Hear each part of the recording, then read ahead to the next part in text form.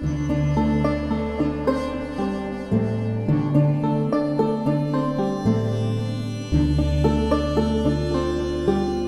Tibetan Plateau is crucial to our understanding of the effects of climate change in Asia. The region effectively governs weather patterns across the continent. Any changes to this region have impacts to the water supply, to millions of people that rely on the water downstream throughout South and Southeast Asia. I first travelled to the plateau in 2010 as part of my work documenting China's wetlands crisis. This was also a project for the Pulitzer Center. I was really struck by some of the environmental stories that were happening in the area, such as Qinghai Lake, the major lake in the region, which was reducing in size, desertification, which was increasing in the area, and coupled with the local Tibetan culture, which was incredibly beautiful. I knew that this was going to be a really interesting place to photograph. After the completion of the project, I returned home and started to edit and look through the images that I'd captured while on the plateau.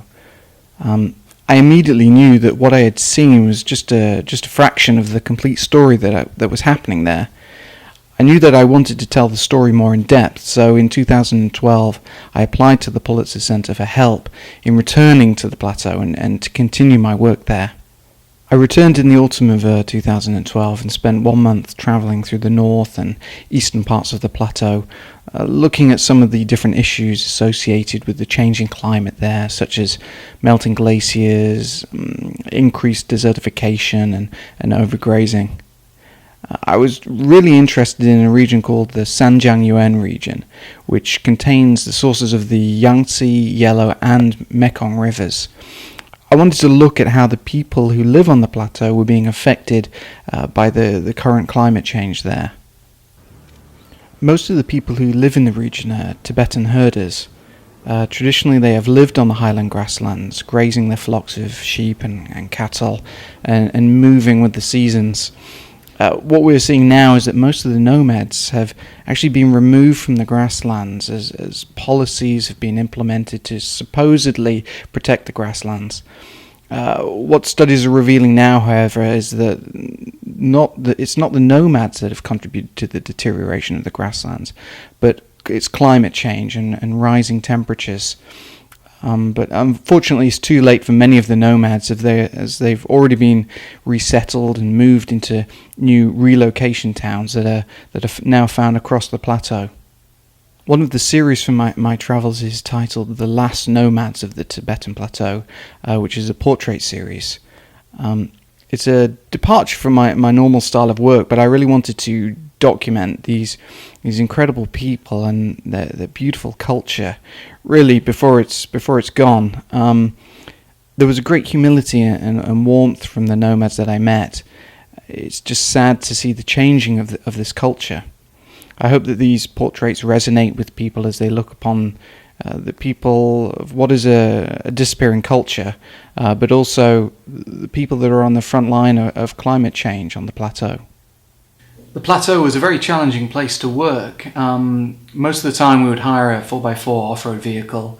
We would drive off into the countryside, sometimes for days at a time, into very remote regions. Accommodation would be very basic, very limited amenities. The altitude was always a challenge. We were spending most of our time at around 4,000 meters, sometimes up to 5,000 meters.